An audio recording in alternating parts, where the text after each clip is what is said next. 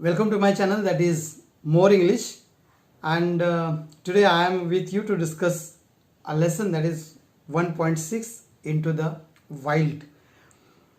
In this lesson there are two parts, one after another we are going to see.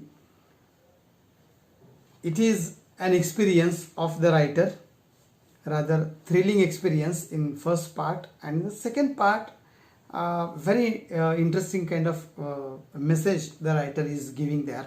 Okay, what exactly is the detail in the text we are going to see, but now subscribe my channel. That is more important thing for more English. मी बरेचसे videos आतापर्यंत upload केलेले आहेत. आज आपण unit number 1.6 म्हणजे प्रोजमधला हा भाग आहे. इंटू द वाईल्ड या नावाचा हा लेसन आपण बघणार आहोत. दोन पार्टमध्ये हा लेसन दिला आहे आपल्याला. पार्ट 1 जो आहे तो एका लेखकाच्या बुकमधला एक एक्सरप्ट, ज्याला आपण उतारा म्हणतो, तो दिला आहे. आणि पार्ट 2 जो आहे तर तो एका ट्रॅव्हलर मासिकामधला उतारा दिला आहे. आपण दोन वेगवेगळ्या भागांचं रीडिंग करायचं आहे आणि मराठीमधले त्याचं जे काय एक्सप्लेनेशन आहे ते आपण बघायचं आहे. मी या व्हिडिओमध्ये पूर्ण पॅराग्राफ वाचणार आणि त्याच्यानंतर मराठी ट्रान्सलेशन देणार. Then you can get the link of, you can say this actual experiences the writer has been shared here through both the parts. Okay, so now let's turn to the first part of the lesson, and that is Lost in the Jungle. Before that, we are going to see the introduction of the writer Mr. Kiran Purandare. पहिल्या पार्टचा लेखक आहे किरण Purandare. Let's see the introduction. Into the Wild is our discussion, and in this video we are going to see the detailed reading and explanation of the writing that is Into the Wild. Before going to the text, let me introduce very shortly to the writer of this writing. As you know that Into the Wild has been divided into two parts. Part number 1 is Lost in the Jungle, written by Mr. Kiran Purandare, and part number 2 has been derived from one of the travel magazine. When we are going to finish the first part, afterward I am going to give you the discussion or the information about the second part.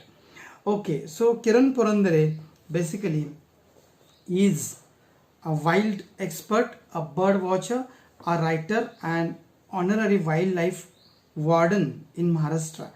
And this excerpt or this lesson has been taken from his book, Kiran Purandare's book, Sakha Nagzira.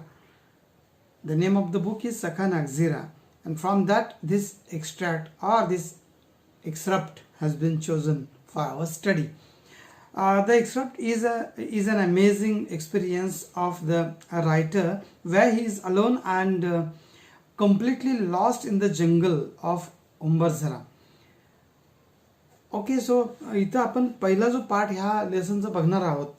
Into the wild हा lesson आहे आणि त्याचा पहिला part आपण बघतोय, ज्याच्यामध्ये किरण पुरंदरे या लेखकाचे अनुभव आहेत. तो जंगलात हरवल्यानंतर त्याला आलेला जो अनुभव आहे तो त्याने इथं आपल्याला शेअर केला. आपण पहिला पार्ट पहिल्यांदा बघूया आणि त्याच्यानंतर आपण दुसऱ्या पार्टकडे जाऊया. What is the second part? Very briefly I am going to tell you. The second part has been taken from CN Traveler magazine, published by Land Rover India.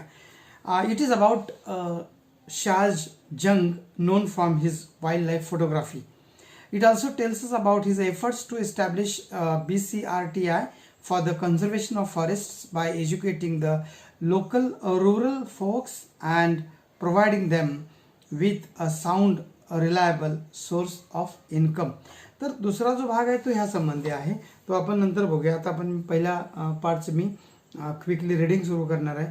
लेखक हा सखा नागझिरा या पुस्तकाचा लेखक आहे आणि त्याच्यातून हा उतार आपल्याला घेतला आहे. First part, what is his experience.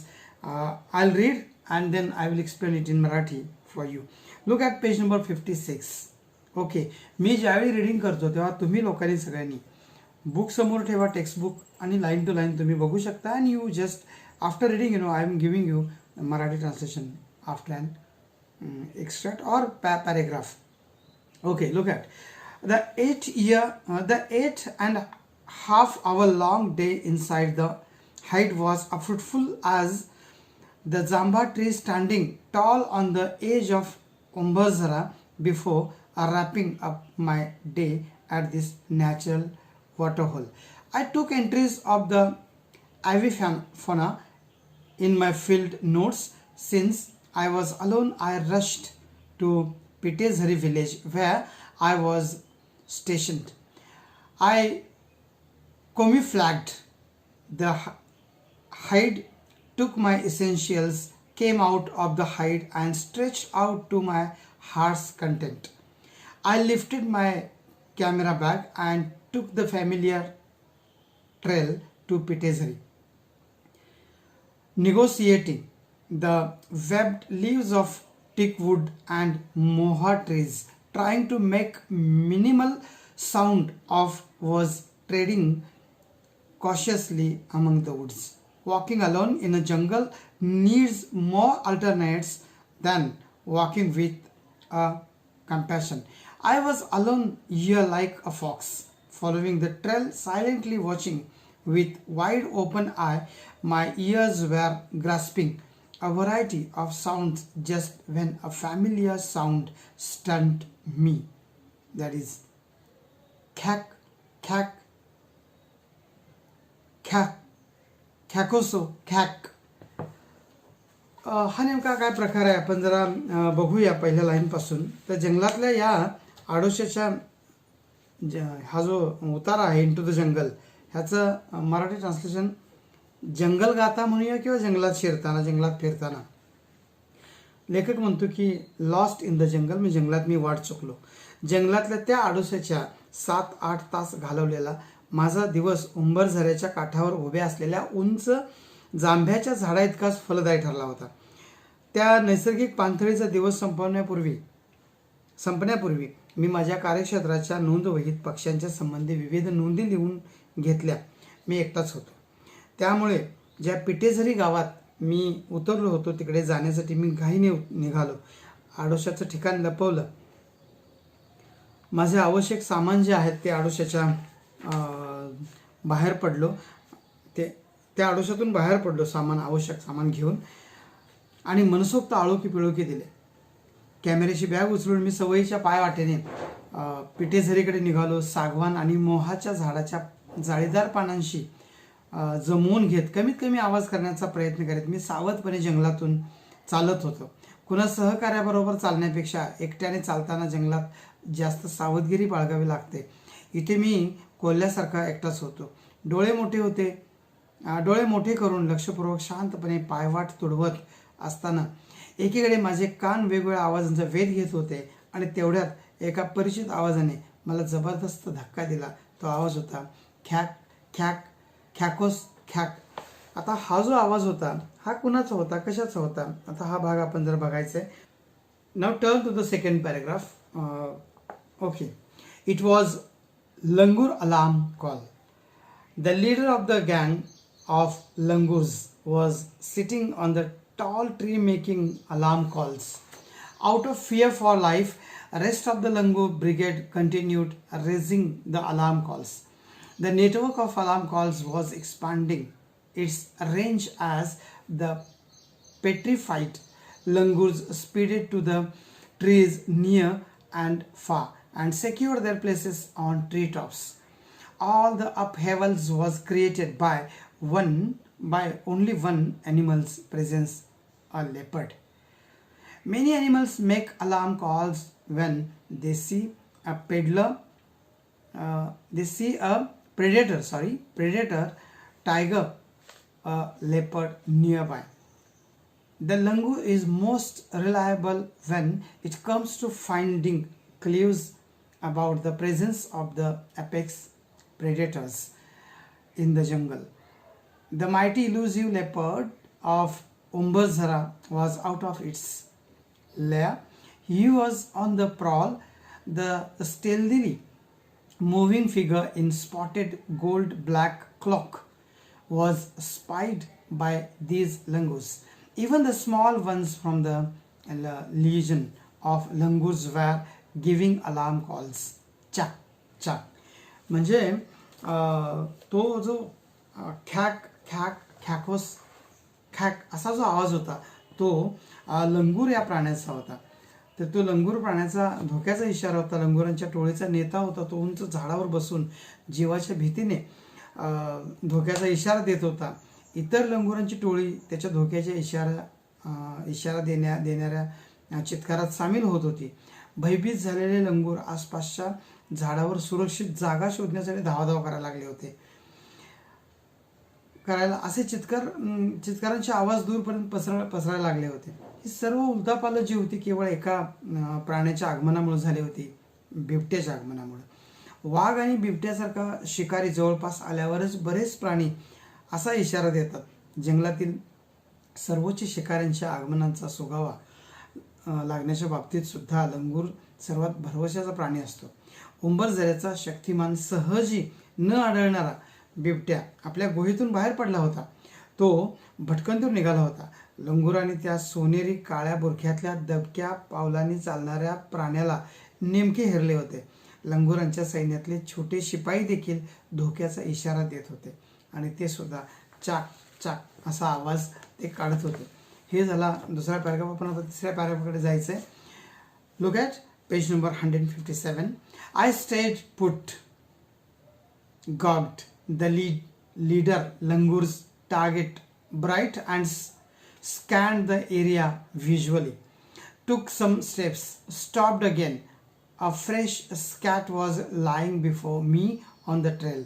The bluish purple flies were hovering over it. I was sure that the leopard was somewhere near. The distant alarm call of four-horned antelope was adding to the chaos. I barely walked around 15 meters and stopped. I had apparently entered in the sanctorum of a miracle called leopard, but the big cat was not visible. It was an elusive animal. The surroundings were reminding me that I was all alone time and again. As I moved forward on the trail to Pitezeri, the fading alarm calls were still heard in the background. I could tell instinctively that the leopard had moved away. तो लंगूर प्राण्यांचा धोक्याचा इशारा आणि तो सगळा जो माहोल होता त्याच्यानंतर लेखकाची प्रतिक्रिया काय. लेखक कसा जंगलामध्ये एकटाच आहे तो, त्याची अवस्था काय झाली असेल. तर लेखक काय म्हणतो बघा. तो म्हणतो की मी तिथेच थांबलो. लंगुराच्या नेत्याचं लक्ष जिकडे होते त्याचा अंदाज घेतला आणि तो सगळा परिसर नजरे काढून घातला. काही पावलं पुढे गेलो, पुन्हा थांबलो. वाटेत माझ्यासमोर प्राण्यांची ताजी विष्ठा पडलेली होती. निळ्या जांभळ्या माशा त्यावर घोंगावत होत्या. बिबट्या जवळपास कुठेतरी आहे याची मला खात्री पटली. लांबून ऐकू येणारा 4 शिंगी काळविटाचा इशारा कोलाहलात भर टाकायला लागला होता. मी जेमतेम 15 मीटर चाललो आणि थांबलो. मी थेट बिबट्या नावाच्या अद्भुत प्राण्याच्या पवित्र क्षेत्रात प्रवेश केला होता. पण ते प्रचंड मांजर कुठेही दिसत नव्हते. तो एक शिताफीने निसटून जाणारा प्राणी आहे. आजूबाजूचा परिसर मला आपण पूर्णपणे एकटे आहोत याची पुन्हा पुन्हा आठवण करून देत होता. मी पिटेझरीच्या वाटेने निघालो तरी मंद होत जाणारे धोक्याचे इशारे अजूनही पार्श्वभूमीवर ऐकू येत होते. बिबट्या खूप दूरवर निघून गेला होता ते माझ्या सहज लक्षात आले होते. Okay, now next paragraph. Meanwhile, I saw a man standing at a distance with a stick in his hand. As I approached, he appeared spooked due to alarm calls of the leopard. We greeted each other. He was Raju Iskape from Pitezeri. He had come to collect logs but treated due to leopard's movement. Raju was amazed at my regular solitary visits to Umbarzara, the heaven for tigers, leopards and sloth bears. We stopped under a kusum tree to take a break. We both felt a bit relaxed. Now we were 4 eyes, 4 hands with a stick. Then we both resumed our walking tour. तिथं लेखक म्हणतो की त्याच वेळी म्हणजे ज्यावेळेला हा सगळा म्हणजे तो त्या बिबट्याच्या त्या परिक्षेत्रातून पुढे पुढे येत असताना त्याच वेळी एका माणसाला हातात काठी घेऊन उभे असलेले मी पाहिलं असं लेखक म्हणतो. मी जवळ गेलो तेव्हा बिबट्याच्या धोक्याच्या इशाऱ्यामुळे तो सुद्धा घाबरलेला दिसला. आम्ही एकमेकांना अभिवादन केलं. तो पिटेसरीत राहणारा राजू इस्कापे नावाचा माणूस होता. तो लाकडं गोळा करायला होता, पण बिबट्याच्या हालचालीमुळे तो माघारी निघाला होता. वाघ, बिबट्या आणि सुस्त अस्वलांची निवाऱ्याचे ठिकाण असलेल्या उंबर झऱ्याला होणाऱ्या माझ्या एकाकी भेटीबद्दल ऐकून राजू चकित झाला. विश्रांती घेण्यासाठी आम्ही कुसुमच्या झाडाखाली थांबलो. आम्ही दोघेही चार डोळे झालो होतो, चार हात झालो होतो. परत एकदा आम्ही पायी यात्रा ही सुरू केली. There was one tiny rock that broke out of the main trail. I will take this route, you go straight, said Raju, and turned right. I kept walking straight until I climbed a familiar hillock. I crossed the cement pillar and stone stacked by Forest Development Corporation to make the boundary of the Forest Department. Took on the trail. After climbing down, walked across a beautiful maua tree loaded with reddish brown leaves. The ground under the tree was cleaned very well. The thought instantly flashed in my mind, I would lost my way. Next moment I found another dusky trail. Hastily I took that trail, which took me from a narrow gorge to an open field. The area was surrounded by hillocks of dry, deciduous tropical forests. I turned back to spot the sun. Now the geographical west was set. The dusky trail had vanished. Good heavens, I was lost, completely lost in this jungle. That too at a very dreadful time. The sun was melting down like a fleeting runner. म्हणजे मुख्य मार्गाला एक छोटीशी पाय वाट होती, ती फुटलेली होती. मी या वाटेने जाईन आणि तुम्ही सरळ सरळ जा, असा राजू मला म्हणाला आणि तो उजवीकडे वळाला. मी ओळखीच्या टेकडीची चढण येईपर्यंत सरळ चालत राहिलो. वन विभागाच्या हद्दीची खूण दर्शवण्यासाठी वन विभाग महामंडळाने रचून ठेवलेले सिमेंटचे जे खांब होते, ते खांब किंवा दगड ओलांडून मी पुढे गेलो. खाली उतरल्यावर आणखी एक पायवाट धरली. लाल तपकिरी पानांनी बहरलेल्या एका सुंदर महुआ झाडाला ओलांडून मी पुढे गेलो. झाडाखालची जमीन चांगलीच साफ केलेली दिसत होती. त्या क्षणी एक विचार माझ्या डोक्यात आला की मी वाट चुकलो होतो. पुढच्याच क्षणी मला आणखी एक धुळकट मार्ग दिसला. घाईघाईने मी पायवाट धरली आणि ती पायवाट मला अरुंद खिडकीतून मोकळ्या मैदानात घेऊन गेली.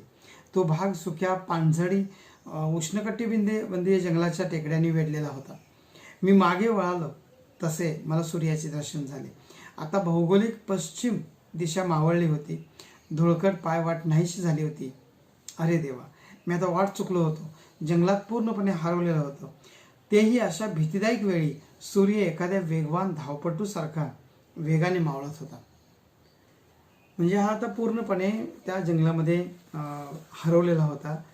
Okay, what exactly he feels next, we'll see in the next paragraph. Soaked in my own sweat, I felt like shouting to my heart's content. But there was no other soul to listen to my sound in this wilderness. I had 2 bags with me, the Shabnam bag having the camera, and the other was small colorful handmade bag used in village to carry tiffin. The tiffin still had some stuff, but I didn't feel like having it. The blossoming boxwood trees, the boop sound of cowskull bird, the song of robin bird, all appeared aligned to me. पुढे स्वतःच्या घामामध्येच लेखक म्हणतो की मी नक्षकांत भिजलो होतो आणि मला जीवाच्या आकांताने ओरडावेसे वाटत होते, पण त्या निर्मनुष्य ओसाड जागी माझा आवाज ऐकायला दुसरी कोणतीही व्यक्ती नव्हती. माझ्याकडे 2 पिशव्या होत्या, कॅमेरा असलेली शबनम बॅग होती आणि दुसरी एक बॅग माझ्याकडे होती, जी खेड्यात जेवणाचा डबा वगैरे नेण्यासाठी वापरली जाते. हाताने बनवलेली रंगीबेरंगी लहान अशी पिशवी होती. डब्यामध्ये थोडे अन्न शिल्लक होते, पण मला ते खाण्याची इच्छा नव्हती. बहरलेली बॉक्सवरची झाडे, भारद्वाज पक्षाचा भूप भूप आवाज, रॉबिन पक्षाचे गाणे, हे सर्व मला त्या क्षणी परके वाटू लागले होते. पुढे लेखक असं म्हणतोय की after Yes, it was more than an hour. I was still there searching for a suitable tree to climb and get secured. Turn back to the trail you left. My mind was telling me, but there were no signals, no signs of trail. I had no other way to climb the hillock before me. There were more hillocks There were more hillocks and some more around the one I was standing. Near my feet were the dried up dropping of sloth beer. The sloth beer of Umbarzara must be out in open sniffing for food. I cautioned myself, thinking of averting all sorts of eventuality. I made a move. I ran down the hillock that I had climbed up at the frantic speed. The west was to my right hand side now. The evening breeze flew through my wet curl hair. My stomach was aching. I kept walking in hope. After around 50 steps, let me discuss it in Marathi. तर 1 तासापेक्षा जास्त वेळ निघून गेला होता आणि मी अजूनही तिथंच सुरक्षितपणे बसून म्हणजे चढून बसता येईल असं एखादं झाड शोधत होतो. माझे मन मला सांगत होते की तू पाठीमागे सोडलेल्या वाटेकडे परत फिर, पण त्या वाटेच्या खुणा कुठेही दिसत नव्हत्या. माझ्या समोरची टेकडी चढण्यासाठी कोणता मार्ग दिसत नव्हता. मी उभा होतो, त्याच्या आजूबाजूला आणखी बऱ्याच टेकड्या होत्या, लहान डोंगर होते. माझ्या पायाशी सुस्त अस्वलांची शुष्क विष्ठा पडलेली होती. उंबरझऱ्याचे सुस्त अस्वल अन्नासाठी हुंगत बाहेर पडलेले दिसते. मी स्वतःला सावध करीत म्हणालो, कोणत्याही प्रकारचे संकट टाळण्याच्या विचाराने मी एक पाऊल पुढे टाकले. चढलेल्या टेकडीवरून मी वेगाने खाली पळत गेलो. आता पश्चिम दिशा माझ्या उजव्या हाताला होती. माझ्या घामट कुरळ्या केसामधून संध्याकाळच्या वाऱ्याची झुळूक वाहून गेली. माझे पोट दुखत होते. मी आशेने पुढे चालत राहिलो. म्हणजे पुढे हा लेखक चालत राहिलाय.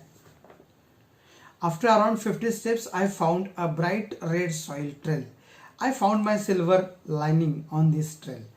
There were marks of bicycle wheel on this trail. That was a big consolation for me. There must be a village nearby. I reassured myself. More questions resurfaced. How far is the village? And where? In which direction? Okay, पुढे सुमारे 50 पावलं पुढे चालत आल्यानंतर मला एक चमकदार लाल मातीची एक पायवाट सापडली. या पायवाटेवर मला माझ्या वाईट स्थितीत सुद्धा आशादायक खुणा सापडल्या होत्या. या वाटेवर सायकलच्या चाकाच्या खुणा दिसायला लागल्या होत्या. माझ्यासाठी ती एक मोठी दिलासादायक गोष्ट होती. जवळच एखादं गाव असलं पाहिजे. मी स्वतःला धीर दिला. पुन्हा आणखी प्रश्न उपस्थित झाले. गाव किती दूर असेल, कुठे असेल, कोणत्या दिशेला असेल, या सगळ्या प्रश्नांची उत्तरे घेत लेखक पुढे चालायला लागलाय. I climbed one more hillock and tried to locate signs of human civilization. My legs were trembling. As I reached the top of the hill I jumped with joy. I heard the sounds of people talking in the loudspeaker. In a jiffy, I ran down the hill towards the sound with full vigor. I stumbled and fell down. Saw droppings of blue bulls nearby. Struggled, stood up and decided which direction to move on. The signs of civilization were visible. The tiny sleepy village of Petezari was visible through the green woods. The lantern of Rajiram Bhalavi's farm, the loudspeaker installed for Keshav Bhalavi's marriage, all were in clear sight. Turn left to spot the village lake and familiar hillock. Sui Hudki. The dog barked to welcome me to the village. म्हणजे लेखक असं म्हणतो की मी अजून एक टेकडी चढलो. Hillock म्हणजे टेकडी, आणि मनुष्य वस्तीच्या काही खुणा दिसतात का ते शोधण्याचा प्रयत्न करायला लागलो. माझे पाय कापत होते. डोंगराच्या मध्यावर पोचताच मी आनंदाने उडी मारली. लाऊडस्पीकरवर बोलणाऱ्या लोकांचे आवाज मला ऐकू आले. एका क्षणात मी टेकडीवरून खाली आवाजाच्या दिशेने उत्साहाच्या भरात पळत गेलो. अडखळलो, खाली पडलो. आसपास मला नीलगायींची विष्ठा पडलेली दिसली. मी धडपडलो, परत उठलो आणि कोणत्या दिशेने जायचे ते ठरवले. मनुष्य वस्तीच्या खुणा दिसू लागल्या होत्या. हिरव्यागार जंगलातून पेटेझरीचे लहानसे सुस्तावलेले खेडे दिसत होते. राजाराम भालावीच्या शेतातला कंदील, केशव भालावीच्या लग्नासाठी लावलेला लाऊडस्पीकर, सर्व काही स्पष्ट दिसत होते. डावीकडे पाहिल्यावर गावातला तलाव आणि सुई हुडकीची ओळखीची टेकडी दिसत होती. गावात माझे स्वागत करण्यासाठी कुत्रा भुंकल्याचा आवाज मला ऐकायला आला. The first thing I did was to take a bath. The shaking of limbs had lessened a bit. The stomach ache started again. Ate to the full and then slumped onto the cot. Lying awake, looking at the star-studded sky, I spoke to myself. There still exists a jungle where we can get lost. Isn't this our good luck?